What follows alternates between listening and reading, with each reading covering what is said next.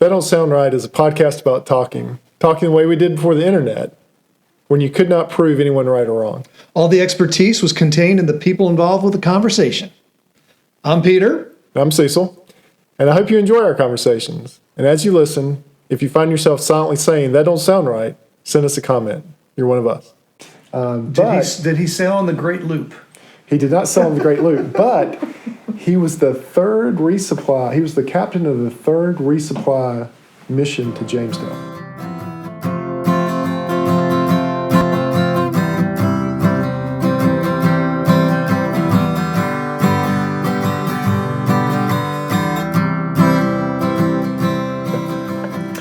Hey everybody, and welcome to another episode of That Don't Sound Right.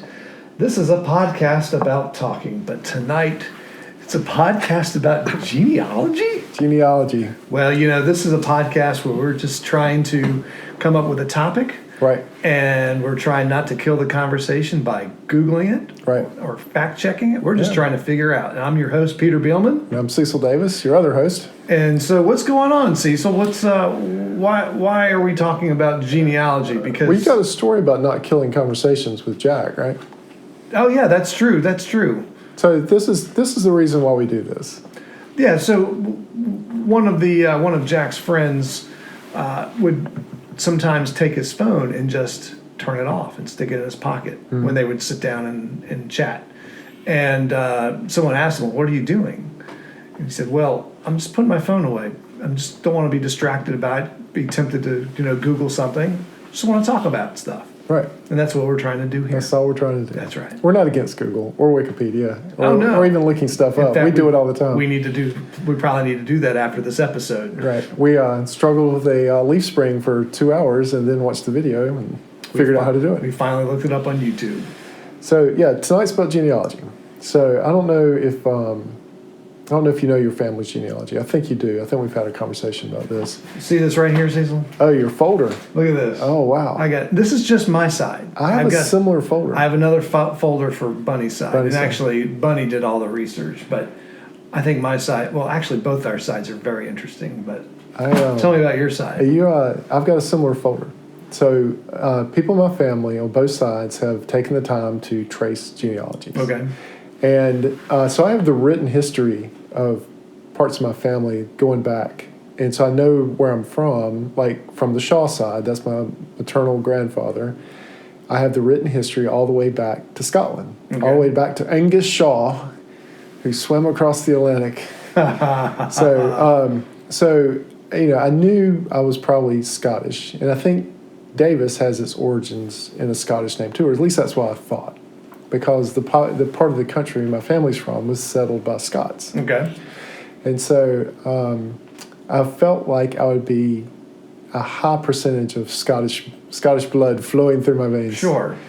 But after talking with my brother and us kind of doing exactly what we're doing right now, just talking about it without really knowing for years, I decided to go onto Ancestry.com. All right. Which is not a sponsor, but could be a sponsor. Well, we'll put a affiliate link on there. If you click on it, we may get a contribution if you click on it. Yeah.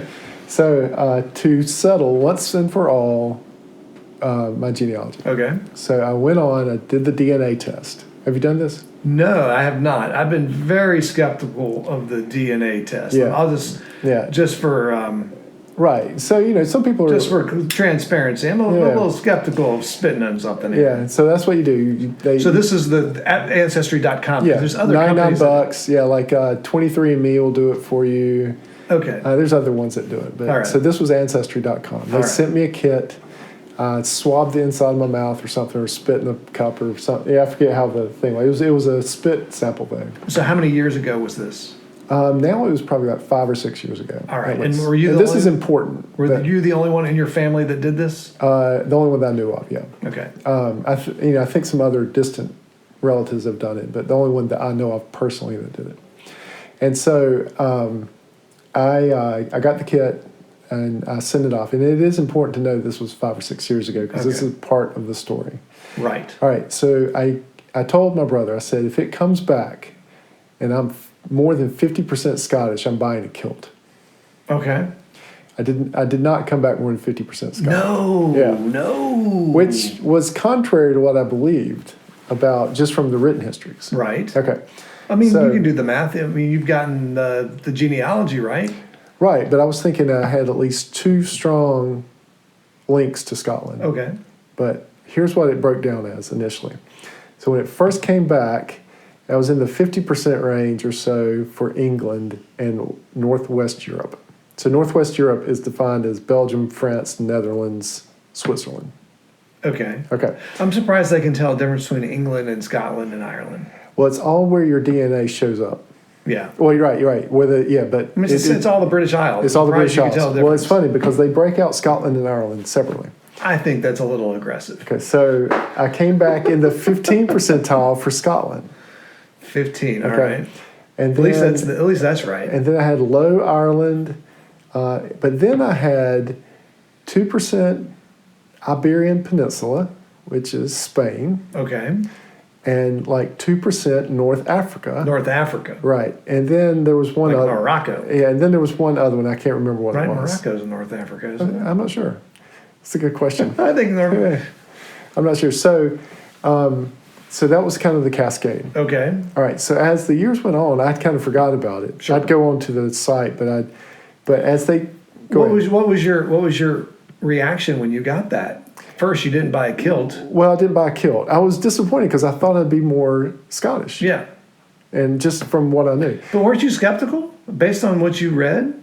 Well, then I started digging into the family trees, and then it started making more sense because the okay. Brutons and the Teals and the Singletaries were all through the English, through England. Okay, all right. Yeah. So, and actually, I could follow the Singletaries back the farthest. I got back to the 1600s with them. All right. With the Singletaries. Okay. So, but as more and more people do this, they refine your results over time. See, this is what doesn't sound right. Right. Okay. So, What do you mean they refine your results? They refine the results. So as more and more people are tested, they're able to match you with more and more people that are from a particular geographic area. Does that make sense? All right. So stay with me for a minute. So as the years went on, the Iberian Peninsula dropped off But why? You had it before. because they weren't like full matches. It was very tangential. Tangential. Then North Africa dropped off. Oh, come on, man. And then whatever the other country I couldn't remember dropped off. But here's the interesting thing: the Scotland, the English part went up, so Okay. now it's up to 61% match. Scotland has risen to 20, which made me happy because Okay. now I'm more Scottish than they originally told me. And I've got 11%. So here's the breakdown: 61% England and Northwest Europe, All right. 20% Scot, Okay. 11% Ireland, All right. and then 6% Wales, which even becomes even more granular. Now, come on, And man. then 2% I am not. Sweden or Denmark I am not buying this at all. Yeah. Oh, so you switched from North Africa to Scandinavia? to Scandinavia. Right. So that's how it breaks down. I'm still not getting why as time progresses it changes. Well, I think what it has is as more people like from a test in the area and it matches up more with people in England, they become more confident with saying that you're related with that group of people. So it's just a competence. The confidence level, I think. In your or confidence interval, if you were to talk about statistics. So were they not confident about the Iberian Peninsula? I guess Or not. I guess it was not as much of a match. Do they Because give it you fell the off. confidence on any of these? I don't know. I've never really dug into that far. I mean, I'm guessing if you see something that says 1% or 2%, don't trust I it. wouldn't hang your hat on that part. I wouldn't But go buy now a kilt over it. But That's now for that I'm sure. at 20%, I'm getting toward the kilt now. Oh man! Yeah. So you've done Ancestry.com with all the paperwork and stuff. Yes. So the listeners can't see it, but I've got a stack of papers Yeah. here that my wife printed out, at least from my side. Now, all this is hand done. Oh, this is all done by hand. No, yours. Mine is, yeah. Yeah. But it's through Ancestry.com. Oh, they did through Oh Ancestry.com. yeah, it's still up through right. Ancestry.com. So I've got several of mine are all hand done. Oh, no kidding. They were researched prior to the internet. No way. And so I have those, and that's what I use to build my family tree on Ancestry.com. Okay, you helped Yeah. contribute to that. Right. And so, like, one of the people that I found out that I was related to was a sea captain, and he's got his own Wikipedia page. And so this is like a great-great-great-grandfather. Okay. Not always the best guy, evidently. Did he sail on the Great Loop? He did not sail on the Great Loop, but he was the third resupply. He was the captain of the third resupply mission to Jamestown. Oh, no kidding. And his ship, and so he built a ship, or they built a ship. Once he was here, he was the captain of the first American-built ship. Oh, no kidding. And they are rebuilding that ship now in Maine. Are they really? What's the name of this? Do you remember the name of the ship? I don't remember the ship. But I should go captain it. I'm the great-great-grandson of... We should at least get some recognition. That's right. Why they pick that one to build? I mean, it's the third it's not it's the the first. Third. It's not the first. It's not even the second. It's the third. Why are they doing that one? I have no idea. So I'm still. Why are you skeptical about the percentages? I'm still bugged. Right. To me, DNA is DNA. It's either from that area or it's not. Right. But you have to have something to match it with. And so, like, if you have a partial match, right, with someone, and they would say, well, you've got a partial match, but then someone gets on the registry later and you match fully with them and they know where that person's from, then the confidence level goes up higher. Well, how do they know where that person's from? Are they using the paper records to also say, okay? Yeah, they probably are. I'm guessing.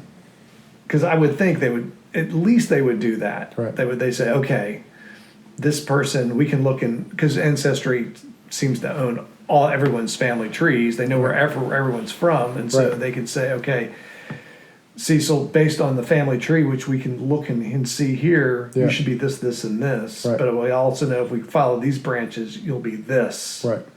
Yeah, I mean, if they've got a solid family tree back that's confirmed, and then you match with that DNA from other families in that area, I think that would be a higher confidence level. Okay.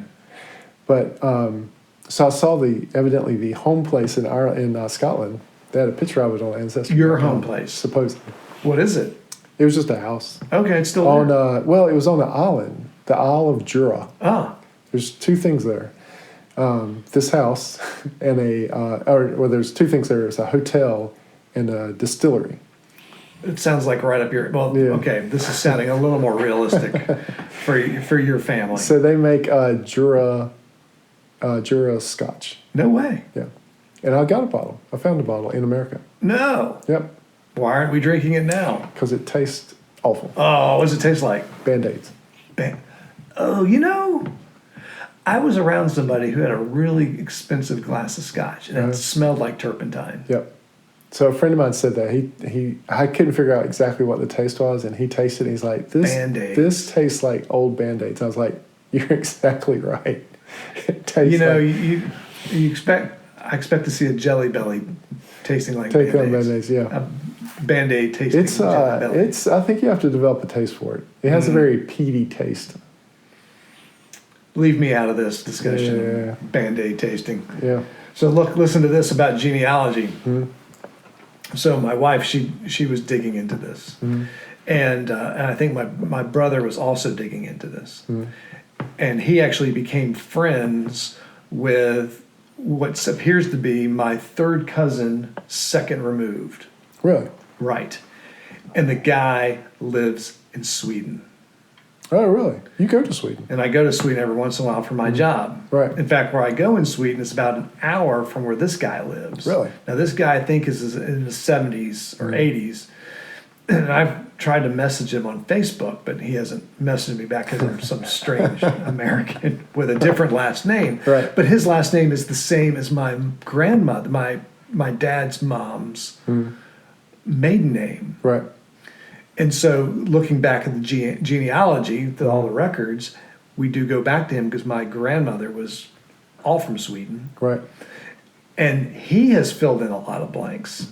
Oh, now, right. in Sweden, the state church did a very, very good job through the centuries, not through the years, but through the centuries of documenting. And he was able to go back to the 800s. Man, that's a long way back. I'm thinking I'm Viking. Yeah. I mean, if you can only go back another 170 years, you're back to Jesus' time. Wait, to what? No, wait, you said 800. 800. Not So 80. another 700. Yeah. Yeah, you get back another 770 years. Man, that's not far. I mean, it's nothing. 770 years. Well, I don't know, man. 1200. So this is basically going back 1200 years. Yeah. He's able to have that history in there. We didn't print That's out. pretty impressive. We didn't print it out though. Right. But evidently the town where the last records stand is still there. And the records are there. I don't know if the records are there, but Yeah. at least the town is still on the map. But the reason they have records is because they haven't had a war. Like nothing's been burnt down or blown up. Right. They haven't been in. No, they've been invaded and they've been under different nationalities. Right. But like you said, they haven't had a large war that's destroyed a large portion of their country. Well, here's the other thing that happens on Ancestry.com. So are you on that? No. I think we had like a free subscription for a while. Well, if you do the DNA, you can allow yourself to be contacted from other people that have your DNA. Have you? Yes. And have you been contacted? Yes. Oh, absolutely. Really? But I don't contact them back. Oh, come on, man.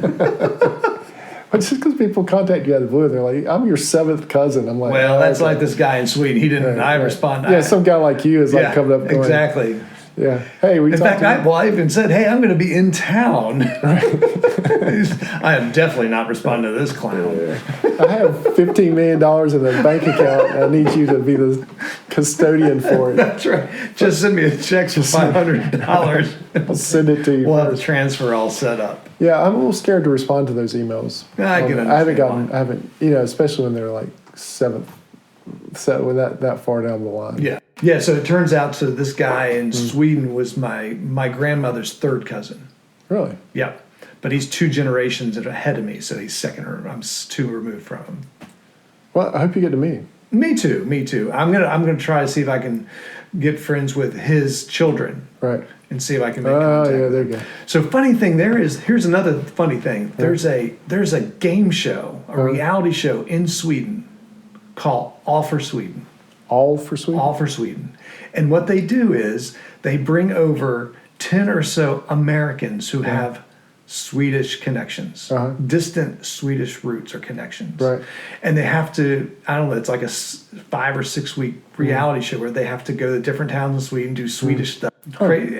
But the winner gets reunited with their Swedish relatives. Ancestors.